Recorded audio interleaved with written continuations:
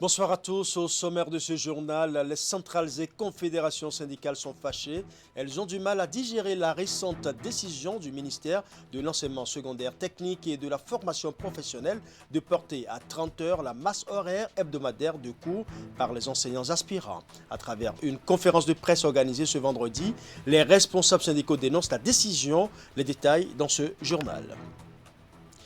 De son côté, Plan International Bénin continue d'œuvrer pour l'amélioration des conditions d'études dans les écoles en partenariat avec l'ONG Racine, l'école primaire publique Rumpougon à Dassa et le collège d'enseignement général Ikemon dans la commune de Wessé ont bénéficié chacun d'un module de 3 salles de classe. Les infrastructures ont été réceptionnées et remises aux bénéficiaires cette semaine.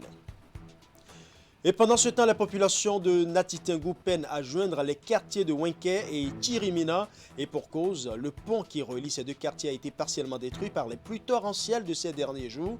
La traversée sur cette infrastructure routière érigée par les populations riveraines est quasiment impossible pour les motocyclistes. Dans ce journal, le calvaire des riverains et des usagers.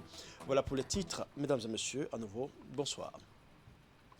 La récente décision du ministère de l'enseignement secondaire, technique et de la formation professionnelle de porter à 30 heures la masse horaire hebdomadaire de cours par les enseignants aspirants n'est pas du goût des confédérations et centrales syndicales. À la Bourse du Travail ce vendredi, les secrétaires généraux sont montés au créneau pour dénoncer la décision. C'était au cours d'un point de presse dont voici la teneur. Il y a environ 2 semaines, les ministres en charge du secteur éducatif se sont vantés d'avoir réussi à résorber le déficit quantitatif en personnel enseignant en recourant à cette main-d'œuvre bon marché et peu contraignante. Bien que qualitativement la réforme en la matière pourrait prendre un sérieux coup, les organisations syndicales, à leur corps défendant, ont choisi de repousser le débat sur le dégel du recrutement effectif pour plus tard, afin de plaider pour une amélioration des conditions de travail des aspirants, à savoir la revue à la hausse du montant des allocations, l'extension de la durée du contrat à 12 mois au lieu de 9 mois actuellement, la poursuite de la gestion des intéressés par l'ANPE et non par les agences de placement, comme cela se précisait de plus en plus, l'extension de la jouissance pour les intéressés des éléments de motivation liés aux préparatifs de la rentrée scolaire. En réponse à ce plaidoyer, le ministre Kako Maouyon rompt une fois encore la convivialité de nos échanges et impose une pénibilité au statut déjà précaire d'aspirant, remettant ainsi en cause l'option de la gestion conjoncturelle du chômage qui a été faite par le gouvernement. L'argumentaire laborieux servi par le ministre en commission pour faire prospérer sa sinistre entreprise était si piteux et lamentable que l'ambiance était effectivement devenue électrique. Les efforts conjugués de la solidarité gouvernementale n'ont pas réussi à faire baisser le mercure. Il est vraiment curieux que le ministre décide, contre toute logique, de passer à une provocation grandeur nature en venant humilier devant l'opinion publique nationale et internationale l'intelligence du peuple béninois. C'était comme si le gouvernement de la rupture faisait de l'aumône à la jeunesse à travers ce statut d'aspirant. Il est temps et urgent que le chef du gouvernement arrête la pollution des esprits et sonne la fin de l'impertinence pour crédibiliser la rupture. Le peuple béninois et sa jeunesse méritent un meilleur traitement. Techniquement, l'argumentaire du ministre est lacunaire et suicidaire dans le fond et dans la forme pour la qualité de l'offre éducative. Dans le fond, le ministre opte pour la quantité au détriment de la qualité, faisant porter aux enseignants en devenir, donc moins aptes, environ 95% du travail. Et justement, cette question d'augmentation de la masse horaire des enseignants aspirants a été débattue lors du point de presse organisé par le porte-parole du gouvernement. Selon le ministre Alain Orunla, la décision serait incomprise de certains acteurs de l'école. Voici les explications du ministre. Nous avons eu l'occasion, dans cette même salle, de nous réjouir de ce que, en quelques années, le gouvernement du président Patrice Talon a réussi à résorber considérablement le déficit en enseignants que nous traînons depuis des décennies. Et la mesure phare qui a permis cette résorption progressive, c'est une politique de recrutement de vacataires. On en a recruté un certain nombre l'année dernière qui ont été mis à contribution dans des conditions qui ne permettaient pas pour autant d'aller au-delà de ce qui a été recruté sur lesquels il n'est pas utile de revenir et de couvrir toute la masse horaire afin que nous répondions aux impératifs d'occupation des salles de classe. Ne pouvant aller plus loin dans le recrutement parce qu'il y a des besoins de formation et des lacunes auprès de certains candidats, ce qui fait que nous ne pouvons pas augmenter la base de données, le gouvernement a décidé d'augmenter la masse horaire qui passe de 22-24 à 30 heures. Donc 6 heures en supplément, ce qui n'est pas une mission impossible. Lorsqu'on sait que la plupart des enseignants consacrent un peu plus de temps à assumer des vacations dans d'autres établissements, notamment privés. Donc ce n'est pas insurmontable. C'est une année exceptionnelle. Cela permet de couvrir tous les besoins en enseignant. C'est pour le bien de nos apprenants. Et pour ce faire, le gouvernement a décidé d'améliorer le sort et le statut des vacataires dont la situation est plus précaire pour leur donner et leur conférer un statut plus avantageux. Cette augmentation de masse horaire s'accompagne d'une augmentation du salaire, s'accompagne de l'impératif de déclarer les nouveaux aspirants à la Caisse de sécurité sociale afin qu'ils puissent bénéficier d'une sécurité sociale et d'une retraite, au lieu de les laisser dans la précarité, puisque en tant que vacataires, ils ne bénéficient pas de ces avantages. Autrement dit, c'est une mesure d'amélioration de la situation des aspirants, de la situation des apprenants, des mesures pour lesquelles le gouvernement a fait des efforts considérables en compensation financière, y compris des primes de motivation pour les aspirants qui vont être déployés dans les collines, dans la Liborie, un peu plus loin que la capitale. Et donc cela appelle un effort de la part, bien sûr, des aspirants qui ont toujours le choix de rester vacataires et d'être payés 1000 francs de l'heure au lieu de 800 comme ça se faisait par le passé. Donc c'est des mesures qui ne peuvent susciter aucun remous si elles sont bien comprises par ceux qui ont entamé une polémique et vers qui le gouvernement a effectué toutes les démarches d'explication. Et je crois que la mesure est comprise et elle sera mise en œuvre avec beaucoup d'enthousiasme puisqu'il s'agit de mesures justes, de mesures équilibrées dans l'intérêt de nos apprenants et des aspirants également. Éducation toujours, il y a quelques semaines, les admis au baccalauréat ont jubilé pour avoir décroché brillamment ce premier diplôme universitaire. Passé le moment de joie et d'euphorie, l'heure est à l'inscription dans les universités. Mais avant, le ministère de l'Enseignement supérieur avait organisé 2 semaines de séances d'orientation à l'endroit des nouveaux étudiants. Vu le contexte de la pandémie de la Covid-19, il sera mis à leur disposition une plateforme pour la confirmation de leur choix. Nous allons suivre les explications de Éléonore Ladeka-Yahi, ministre de l'Enseignement supérieur et de la Recherche scientifique. La conclusion que nous avons eue avec les recteurs est quand même assez satisfaisante. C'est vrai que de façon globale, on peut encore dire qu'on n'a pas atteint tout le nombre que nous souhaitons avoir. S'ils sont près de 47 000 et que nous en sommes à quelques milliers, c'est que beaucoup sont encore restés dans leur maison. D'autres sont allés même sur les liens qui leur avaient été communiqués et ils se sont même perdus. Nous avons eu tout le retour. On s'est dit c'est bien. Nous avons fait même la synthèse avec les recteurs et par exemple à l'université de Parakou, ils étaient tellement, disons, pressés de commencer la rentrée depuis le lundi dernier, que les premiers, même les nouveaux venus, sont déjà allés s'installer dans les salles, croyant que c'est comme ça qu'on vient, on s'installe dans les classes et on commence par faire les cours. Donc c'est pour vous dire que la phase d'orientation a été quand même une phase intéressante. Après cette phase, nous aborderons évidemment la phase maintenant de sélection.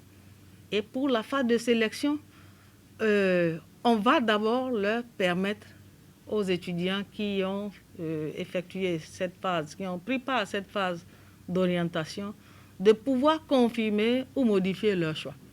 Donc on leur donne au lancement, et c'est ce qui se fera dès la semaine prochaine, pendant toute la semaine, ils sont maintenant informés, ils sont responsables des choix qu'ils feront, et la semaine prochaine, donc, ils peuvent aller confirmer les choix qu'ils avaient déjà faits, ou alors modifier cela, ils ont toute la latitude pour le faire. Et le caractère innovant de cette phase, c'est justement qu'une plateforme sera donc mise à leur portée pour recueillir cela et leur éviter donc d'aller s'engouffrer, de se bousculer à vouloir faire leur choix.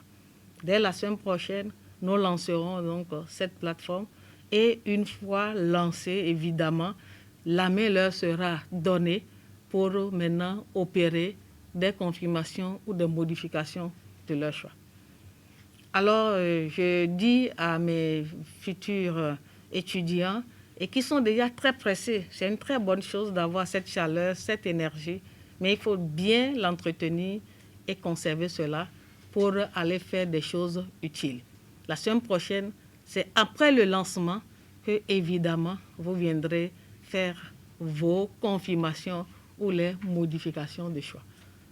Une semaine après, ça va être maintenant la phase de sélection des boursiers, des demi-boursiers et finalement ceux qui auront à leur charge le paiement total des frais de leur scolarité.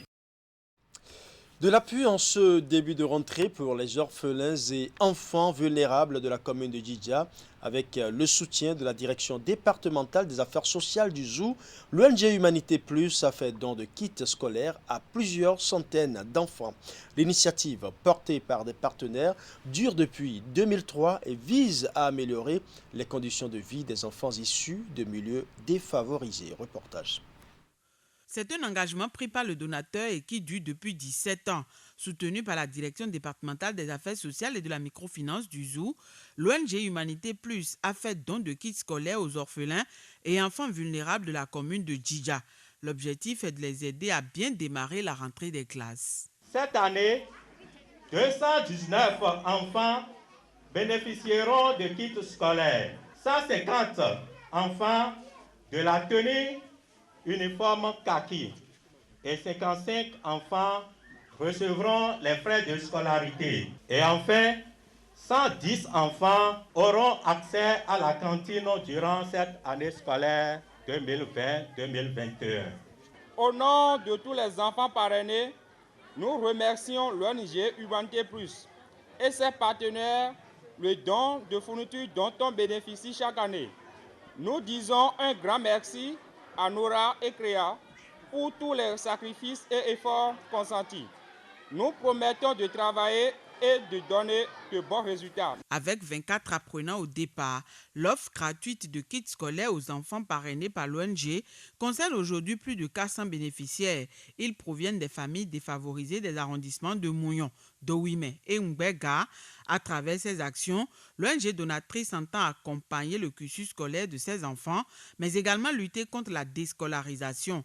L'initiative cadre parfaitement avec la vision du gouvernement qui travaille à garantir l'accès à une éducation de qualité pour tous. L'édition 2020 de la distribution gratuite de kits scolaires a une fois encore mobilisé apprenants, parents d'élèves et autres acteurs soucieux du bien-être et de l'épanouissement des orphelins et enfants vulnérables. Je dis merci au nom du directeur départemental à l'ONG pour tous ces efforts et exhorte les élèves, nos écoliers ici présents à travailler d'arrache-pied pour honorer l'engagement qu'ils prennent aujourd'hui avec l'ONG Humanité Plus, l'encourager à continuer et à faire davantage. Je tiens à remercier sincèrement M. Ayadi qui ne ménage aucun effort pour rechercher les partenaires, les financements pour accompagner les enfants orphelins, que ce soit partiel ou complet, de la commune de Djidja. Outre la distribution des kits scolaires, l'ONG a également réalisé une vingtaine de blocs de latrines, construit un château d'eau à Kegon et fourni des dispositifs de lavage de mains pour lutter contre le coronavirus. Amélioration du cadre d'apprentissage des apprenants au primaire et au secondaire dans les collines. Plan international Bénin et l'ONG Racine se donnent la main pour soulager les peines des communautés scolaires de plusieurs localités. Les partenaires ont construit à l'école primaire publique Rumpogon à Dassa et au collège d'enseignement général Ikemon dans la commune de Ouessé des modules de 3 salles de classe. Les infrastructures ont été réceptionnées et remises aux bénéficiaires en cette fin de semaine suivante. L'infrastructure est le fruit de la collaboration entre l'ONG Racine et Plan international Bénin. L'édifice comporte 3 salles de classe. Il est gracieusement offert aux apprenants et enseignants de l'école primaire publique de Rumpogon dans la commune de Dassa.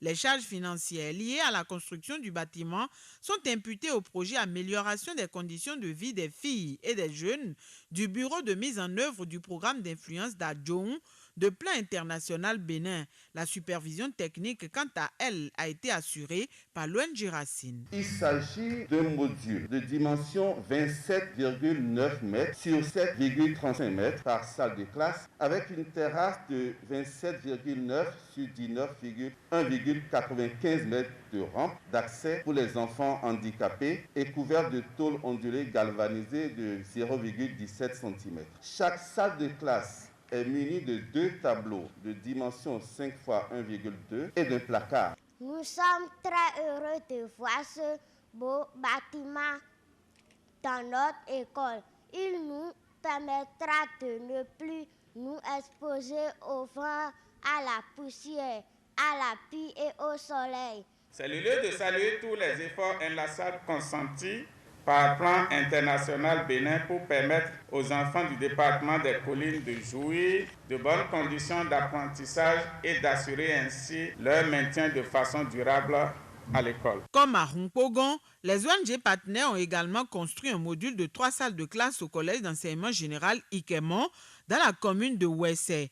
À travers ces réalisations, Plan international Bénin et l'ONG Racine entendent contribuer dans ces différentes zones d'intervention à l'amélioration des conditions de travail des communautés scolaires, mais aussi à l'accès à une éducation de qualité pour tous. Je salue et remercie ici toutes les autorités qui se mobilisent chaque jour pour accompagner les enfants vulnérables et qui œuvrent à nos côtés pour l'égalité pour les filles.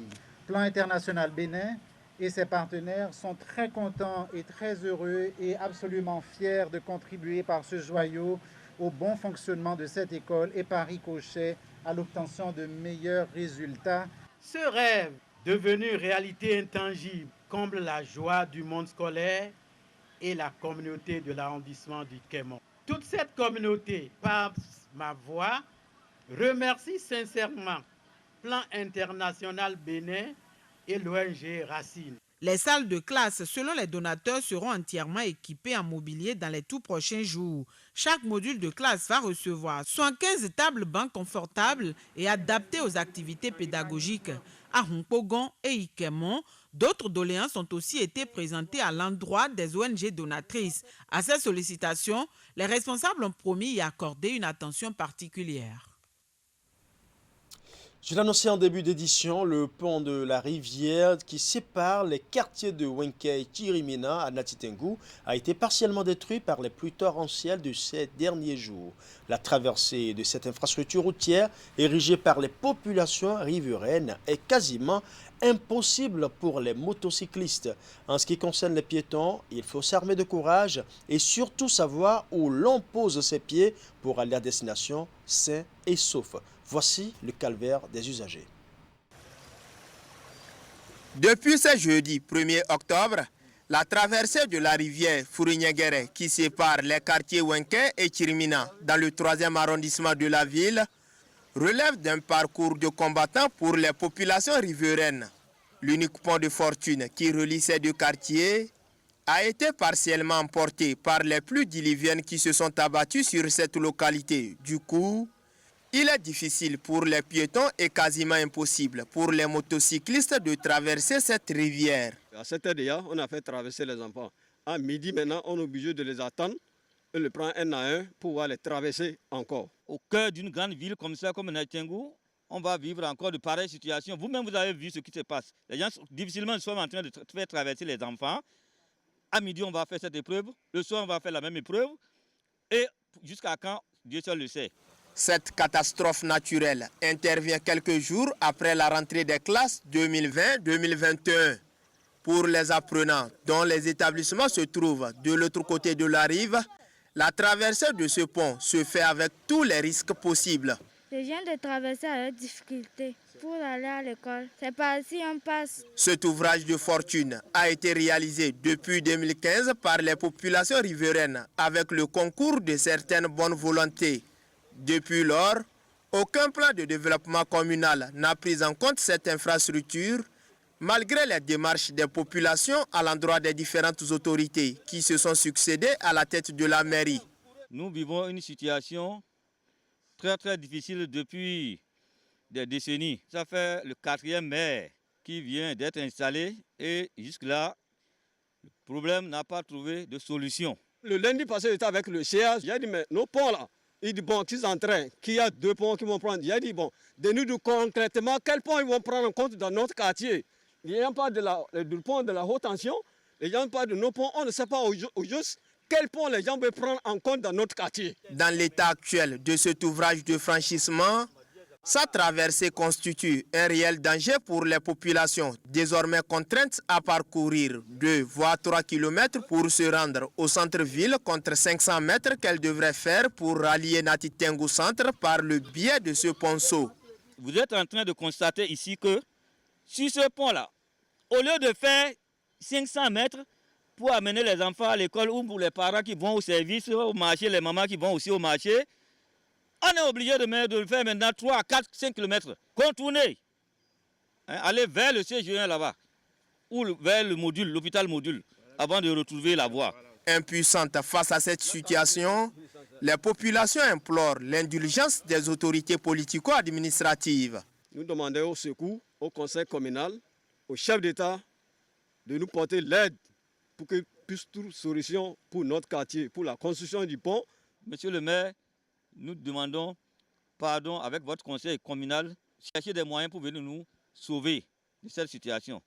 Informé de la situation, l'autorité communale s'est rendue sur le terrain pour évaluer l'ampleur des dégâts. Elle a ensuite rassuré les populations des mesures envisagées par son conseil pour alléger leurs souffrances. Le constat est amer. Nous voyons le danger que nous expose l'état du pont. Dans l'immédiat, ce que nous pouvons faire, nous allons solliciter, n'est-ce pas, les entreprises qui sont en train de travailler sur le terrain, notamment les Chinois et également l'entreprise du marché, le grand marché, pour nous trouver quelques voyages de pierre. On les avait déjà lancé le SOS, mais jusque-là, ils n'ont pas réagi. Maintenant, nous allons encore relancer. Tout en espérant que les promesses du maire seront tenues dans un bref délai, ces populations vont continuer de faire avec cet ouvrage qui a déjà fait assez de victimes. Allons au secours. La Chambre de commerce et d'industrie du Bénin CCIB a tenu cette semaine sa 2e session ordinaire de l'année. C'était à son siège assis à Cotonou. Une occasion pour l'institution de se pencher sur le budget gestion 2021. Assimo Kayansiobon pour plus de précisions. Pour son fonctionnement, la Chambre de commerce et d'industrie du Bénin est passée à l'étude de son budget exercice 2021. Le budget en étude est estimé à 3 milliards 100 millions de francs CFA. Les élus consulaires qui nourrissent une grande ambition pour leur institution ont fait preuve de beaucoup de clairvoyance. Un acte majeur qui implique clairvoyance, sens des responsabilités et des priorités. À cet effet, je souhaite que nos échanges aboutissent à des recommandations fortes et pertinentes qui permettront d'asseoir les bases constructives. Les grandes actions prévues dans le budget sont nombreuses. La promotion de l'entrepreneuriat, la compétitivité des entreprises, le projet de parcs industriels. Aussi, la Chambre envisage-t-elle l'accompagnement des petites et moyennes entreprises. Le budget qui permettrait à la Chambre de commerce et son bureau de pouvoir agir et de pouvoir tracer les grandes lignes pour permettre aux opérateurs économiques de profiter, de bénéficier des avantages de la Chambre de commerce, les grandes réalisations et d'être au service de la nation. Vous savez, la Chambre de commerce, c'est de défendre et de faire la promotion des opérateurs économiques, de faire la promotion des produits, les Made in Benin, et de mettre en place un dispositif qui permettrait réellement aux opérateurs économiques d'avoir les informations à temps réel et de pouvoir agir en face des partenaires ou des sollicitations qui leur sont offertes. La Chambre prévoit l'accompagnement de 1000 jeunes entrepreneurs. Elle développe un projet de soutien aux jeunes femmes entrepreneurs. Voilà, ce sera tout pour ce journal. Merci pour votre aimable attention. Tout le plaisir était pour moi de rester en votre compagnie. Bonne soirée à chacun et à tous.